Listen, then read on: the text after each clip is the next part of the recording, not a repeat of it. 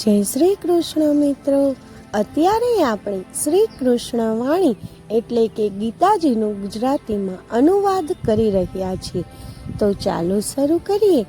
શ્રીમદ ભગવદ્ ગીતા અધ્યાય 7 જ્ઞાન વિજ્ઞાન યોગ. હે ભરત શ્રેષ્ઠ, 4 પ્રકારના પવિત્ર લોકો મારી ભક્તિમાં લીન થાય છે: સંતપ્ત, જિજ્ઞાસુ, સંસારી સંપત્તિના પિયાસુ અને જેઓ જ્ઞાનમાં સ્થિત છે. આમાંથી હું તેમને શ્રેષ્ઠતમ માનું છું, જે જ્ઞાનપૂર્વક મને ભજે છે તથા દ્રઢતાપૂર્વક મને અનન્ય રીતે મને સમર્પિત રહે છે. હું તેમને અતિ પ્રિય છું અને તેઓ મને અતિ પ્રિય છે.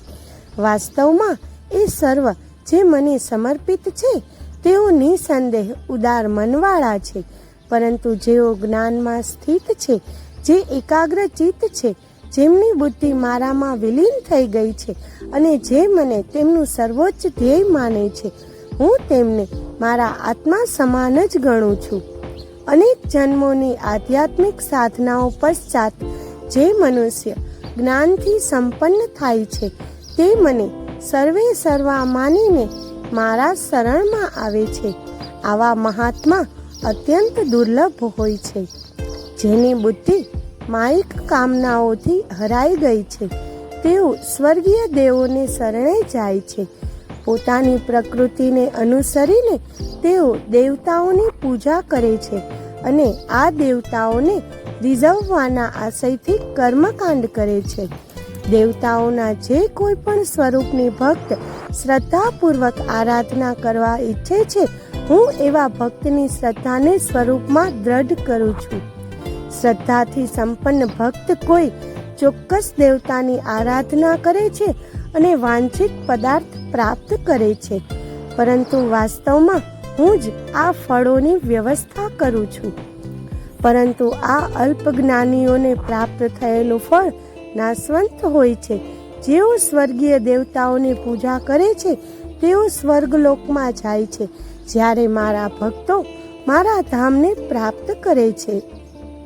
અલ્પજ્ઞાનીઓ માને છે કે હું પૂર્ણ પુરુષોત્તમ શ્રી કૃષ્ણ પૂર્વે નિરાકાર હતો અને હવે આ સાકાર સ્વરૂપ ધારણ કર્યું છે. તેઓ મારી અવિનાશી અને સર્વોત્કૃષ્ટ પ્રકૃતિને જાણી શકતા નથી. મારી દિવ્ય યોગ માયાથી આચ્છાદિત હોવાથી હું બધાની સમક્ષ પ્રગટ થતો નથી.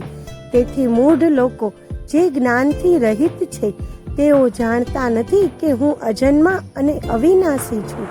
હે અર્જુન, હું ભૂત, વર્તમાન અને ભવિષ્ય જાણું છું અને હું સર્વ જીવોને જાણું છું, પરંતુ મને કોઈ જાણતું નથી.